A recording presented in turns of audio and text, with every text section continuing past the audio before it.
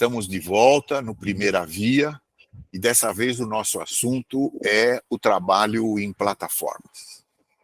O trabalho em plataforma é um fenômeno que já está aí há alguns anos e o grande debate que existe é como regulamentar, como proteger esses trabalhadores que não são empregados, são autônomos, afinal, o que eles são? Como enquadrá-los?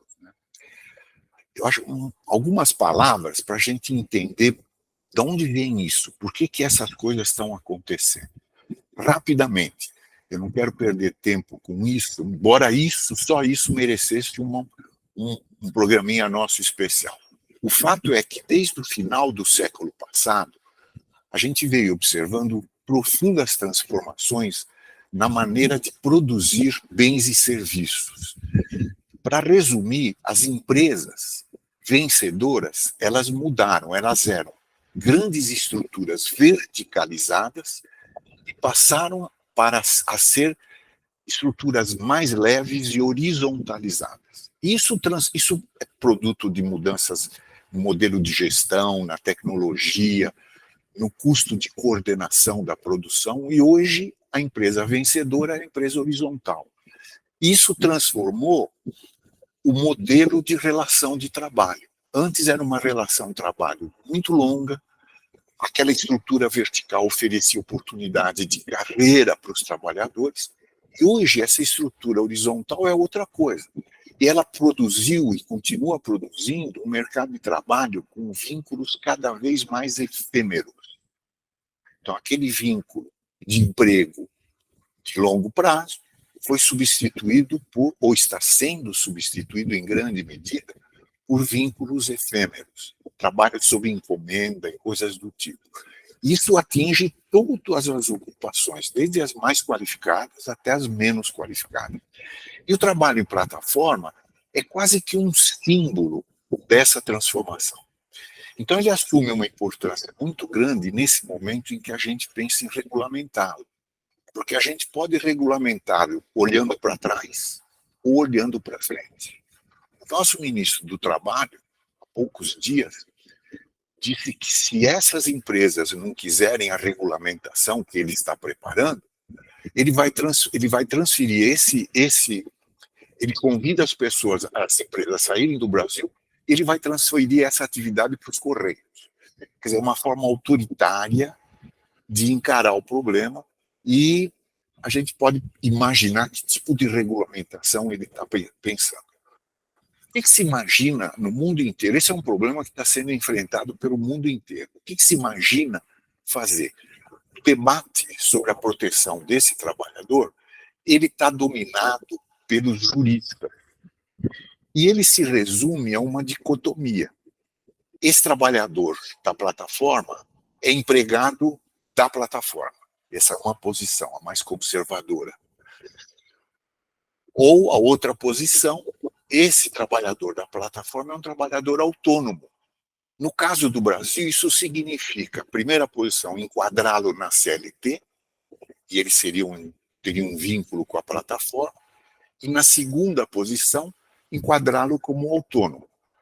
A primeira solução é uma volta para trás, quer dizer, a gente tem um mundo novo e está usando um instrumento antigo, que não cabe mais, que é daquela época do emprego permanente.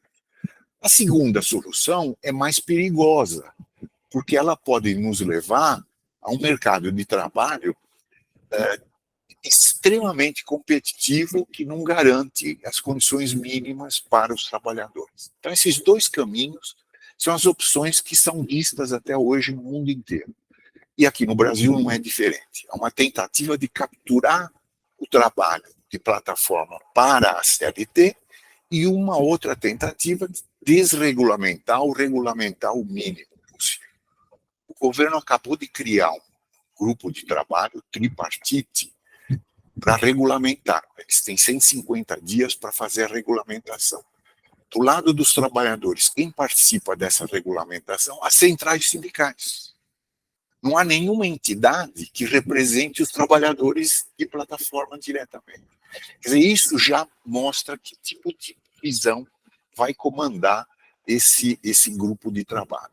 E a gente precisa estar muito de olho nisso, porque essa regulamentação ela é uma oportunidade para a gente produzir alguma coisa diferente. A gente precisa escapar dessa solução bipolar. Né? O bipolarismo está em moda até nisso. Né? É CLT ou é autônomo? Ou haveria uma terceira via de regulamentar? Como é que eu vejo isso? Na verdade, a solução CLT, vínculo ou autônomo, embora elas sejam profundamente diferentes, elas têm uma coisa em comum, que é muito característica desse modelo antigo. A relação trabalho é bipartite nos dois lados. Tem uma empresa e tem um trabalhador. O que muda é a forma de contratar. O que eu gostaria de propor para a reflexão de todos nós é uma atualização dessa visão do mundo do trabalho. E essa relação representada pela plataforma, ela tem um caráter multipilar, multilateral. Na verdade, não é só uma empresa e um trabalhador. Na verdade, existem pelo menos 4 polos nessa rede. Existe a plataforma, mas existe o produtor daquele bem ou daquela mercadoria que vai ser entregue. Existe o consumidor que está comprando por intermédio da plataforma ou diretamente com o consumidor que aciona a plataforma para entregar. Existe o trabalhador. Quer dizer, essa nova relação de trabalho, ela é multilateral. Se a gente enxergar dessa maneira, a gente escapa daquela solução bipolar. Não é nem autônomo e nem CLT, não é nem empregado e nem trabalhador autônomo. Ele é um trabalhador que se relaciona simultaneamente com mais 3, pelo menos 3 outros polos. Qual a implicação disso? A implicação disso imediata é que, desse jeito, a gente vai criar um novo tipo de relação de trabalho que escapa dessa armadilha antiga que nós temos no Brasil. Nós vamos criar uma nova forma de definir uma relação de trabalho. E, com isso, a gente pode produzir uma situação em que todos os polos seriam responsáveis por essa relação. Não é mais uma responsabilidade única da empresa que contrata sobre o trabalhador. É uma responsabilidade solidária. Quando eu encomendar uma pizza, eu vou estar assumindo a minha responsabilidade nessa relação multilateral. E como é que isso poderia começar? Um dispositivo, é o artigo 105 do Código dos Direitos do Consumidor, que institui uma convenção coletiva de consumo. Olha que coisa interessante, não é obrigatório, mas é uma convenção coletiva de consumo. A empresa que produz um produto, ela estabelece uma convenção e os consumidores podem aderir a essa convenção. E essa convenção estabelece os direitos recíprocos de cada lado. Quer dizer, uma autorregulamentação. Nós poderíamos pensar numa convenção coletiva de trabalho multilateral. E quando alguma das partes usar essa convenção, que poderia ser iniciada pela plataforma, e os outros adeririam, e os outros negociariam o aperfeiçoamento. Quer dizer, seria um processo contínuo de negociação, mas não mais bilateral. E aí, essa convenção poderia estabelecer desde jornada, condições de trabalho, remuneração mínima, proteção previdenciária, seguro-saúde. Uma coisa interessante que eles poderiam fazer seria uma conta de poupança permanente. Então, quando o trabalhador for pago, uma parte do que ele recebe iria para essa conta para cobrir todas essas despesas. Enfim, aí a criatividade vai estar solta para que as partes interessadas regulamentem da melhor maneira. Então, o que eu acho que é importante é a gente escapar da visão do passado. Nós não podemos olhar para essa relação que representa o mundo do trabalho que está se formando com os mesmos princípios, a mesma ótica, o mesmo óculos do passado. Nós temos que sair da caixa e criar novos conceitos. Por quê? Porque o problema do trabalhador nesse novo mercado de trabalho continua o mesmo. Ele sofre de uma desproporção de poder com a empresa. A empresa é mais poderosa.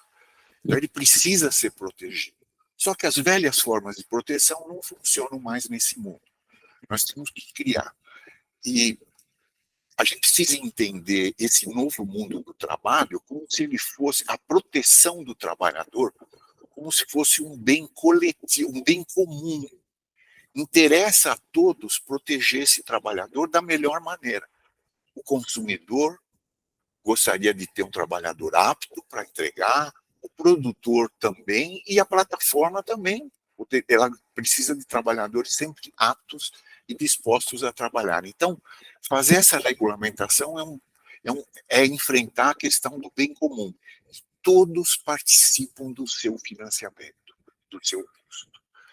Isso pode ser um ensaio geral para a gente engendrar um novo modelo de regulamentação de todo o mercado de trabalho e não só das plataformas. Eu vou parar por aí e vamos ouvir o Guilhom.